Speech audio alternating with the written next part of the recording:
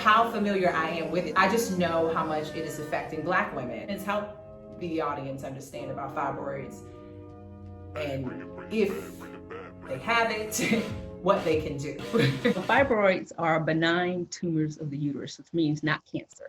Yes.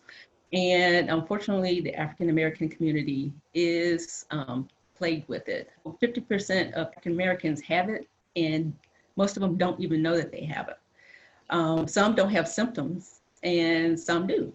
The most common symptoms are your cycles getting heavier, or irregular.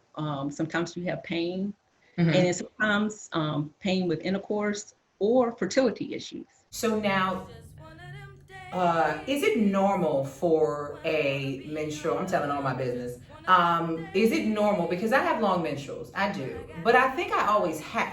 So there's also normal for, it's about that 7-day mark. Is that, or is like, what's the mark? I'd actually like to know, because, obviously if there's heavier bleeding or something like that happening and you're saying there are no symptoms, it's just good to know, because, I'm always freaking out about everything. So help me understand what a regular period looks like, rather. So 7 days is pretty long. That's long? Yes, ma'am. Yes, ma'am. And I hear it all the time. I've always been this way, or my mom or my grandmother always been this way. Right. And you'll see that kind of runs in families, in the sense of everybody has fibroids. Been living my life, I don't experience any pain or anything like that. But that's so all right, here we are. I'm with the doc. I'm in the doctor's office, and she just told me that my period is too long.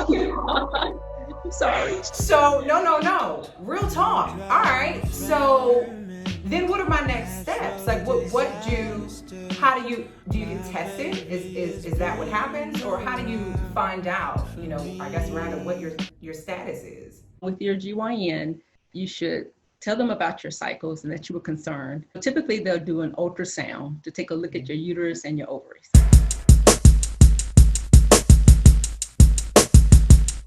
So Dr. Roberts' Clinical Feminine Care Wash is the title of the product, and you created this product. Many people have so many misconceptions about feminine wash, keeping it clean down there, and so forth. So I just want to know a little bit about why you created the product, one, and then number two, the benefits, and help people understand why it isn't as hazardous as many people may think.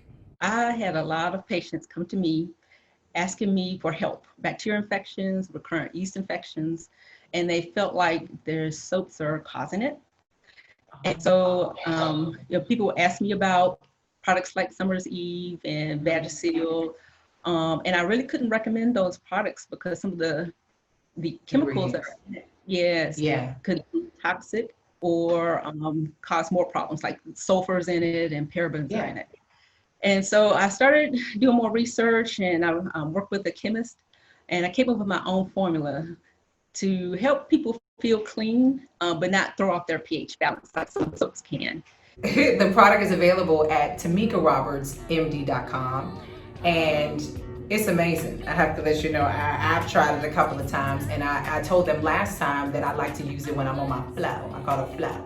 There's going to be so much more information at the end of this video where you guys can find out where to buy, and you can learn a lot more about Dr. Roberts in general, her journey, who she is, because you might need to hit her up and find out if your period is too long.